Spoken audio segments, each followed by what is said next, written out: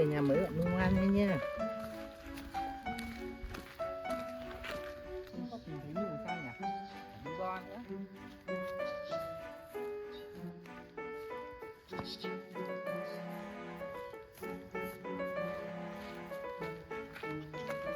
Mark ơi, Hốp ơi, chú về rồi này.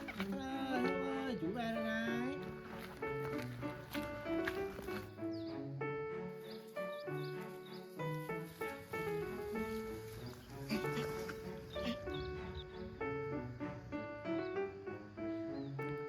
Núi con nhìn kìa, anh mắt chưa? Mắt là tất cả nhìn xuống nha.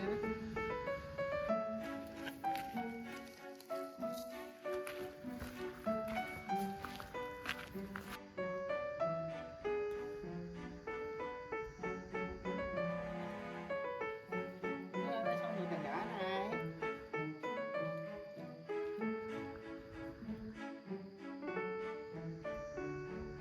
Bác ơi, chú mang quà về cho con này. Bạn mới tên Nu này. Ơi, con xem này. Em Nu đẹp trai vậy này. Quà bác Phú gửi về cho con này. Là Nu chào anh bác đi con.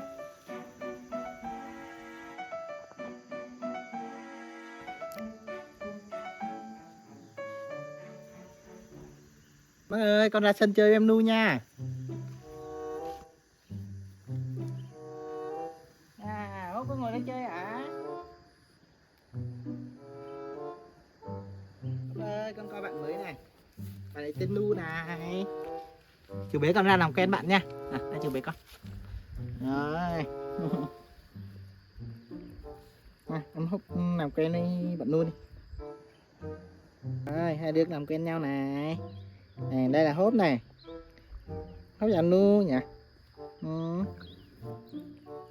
Dạ, Nu làm quen Hốp hả? Trời ơi. À. Rồi mình ra sân chơi nha.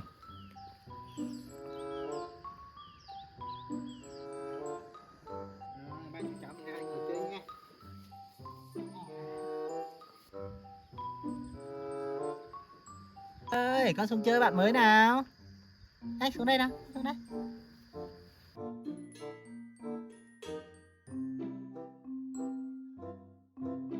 Sao thế? Con không xuống chơi bạn mới à? Nhìn em Hốp chơi bạn mới này. Hốp ơi, bạn mới hả con?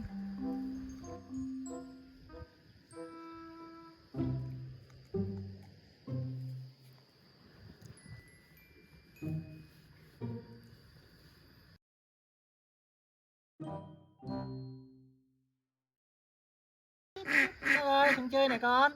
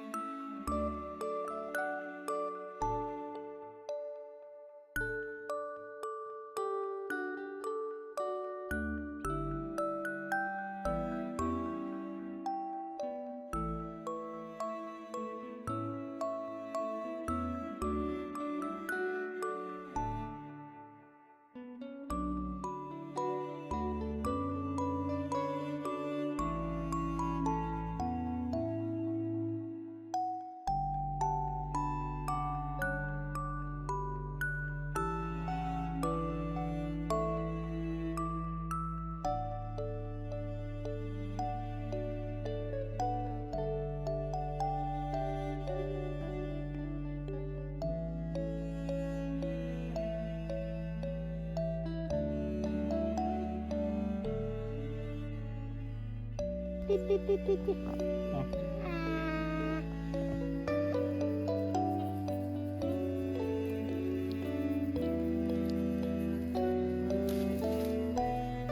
Đó, bác hả? À. Rồi, nó làm quen bạn đấy con. À. Nhà mắt cắn nhiều kìa. Dạ, cắn nhiều kìa. Trời ơi. Dạ.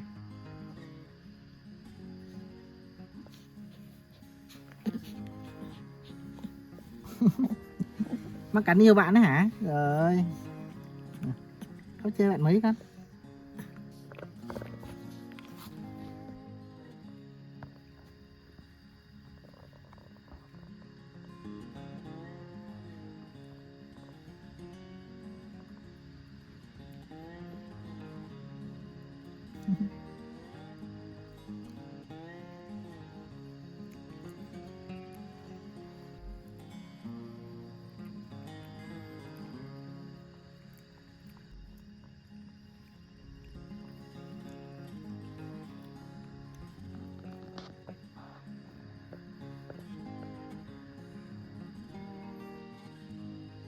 Có mắt chị em hả?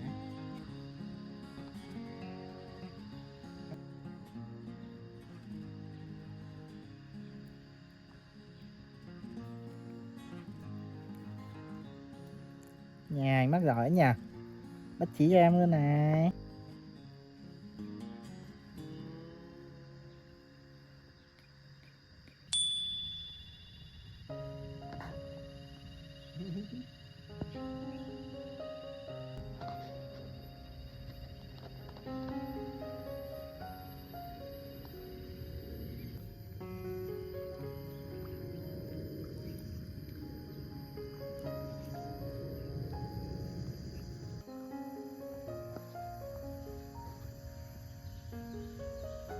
Dạ, trời nóng quá nhỉ.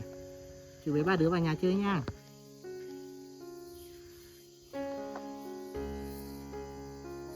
Chơi đây nha. Đứng ngồi đây ngoan nha, để chú vào nhà chuẩn bị đồ ăn cho nha. Ngồi chơi ngoan nha.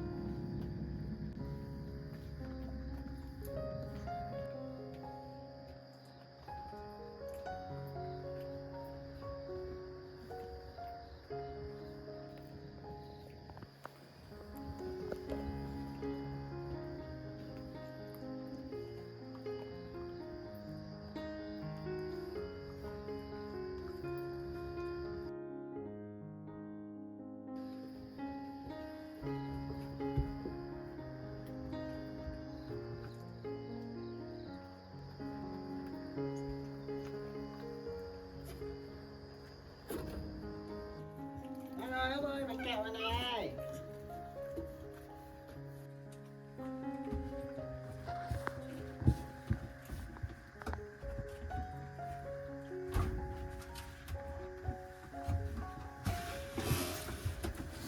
Yeah, bánh kẹo tới này đây. Nào, muốn ăn nào.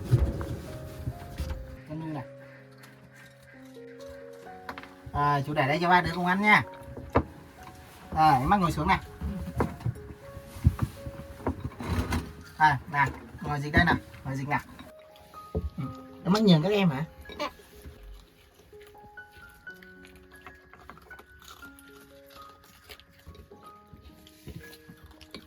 Ăn đi.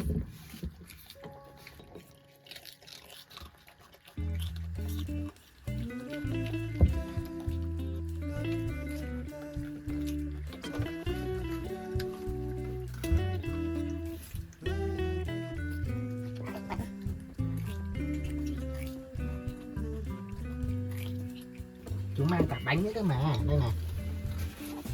Đen đen đen. Bánh này. Ê, siêu.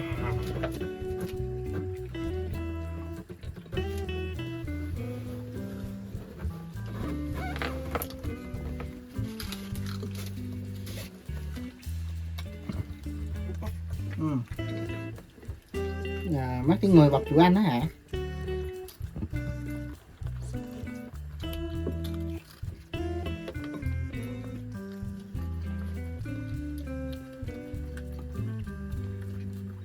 Này, tí đồ trắng miệng đi nha. À, mắt có muốn trắng miệng không? Đây này.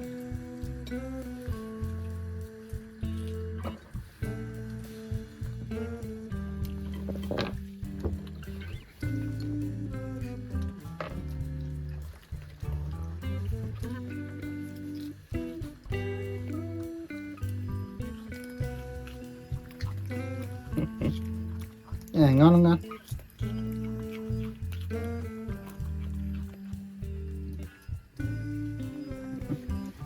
Ngoan này nhá.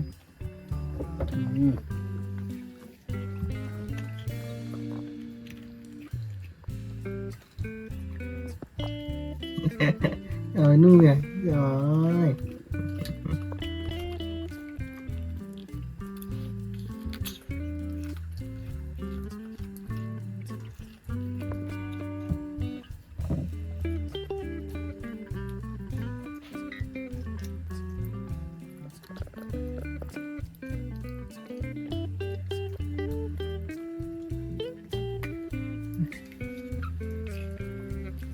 Con ăn đi nha, còn nhiều bánh lắm.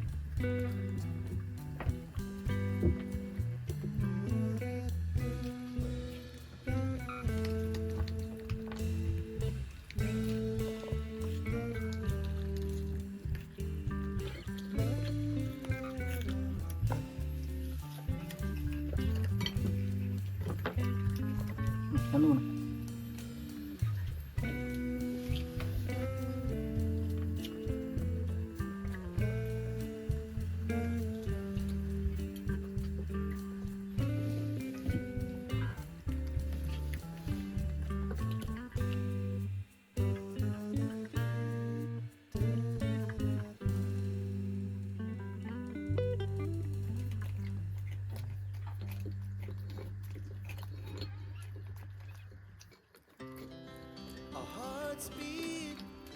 Má ở nhà không ăn hiếp con nha. Em nha con. Ở nhà con phải chăm em nha. Nha, bạn mới rồi con. Nha. Con nhớ thương em như em hút của con nha. Rồi, con ở nhà chăm em, thương em nghe chưa? Có em như em hút của con đã. Con đừng bắt nạt nghe nha. Nha. Con với con đợi đi kìa.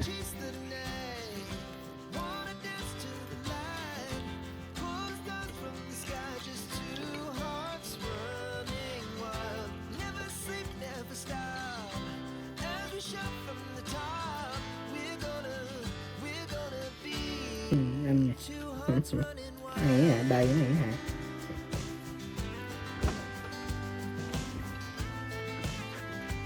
Nhà mua ăn nếp nhà nữa.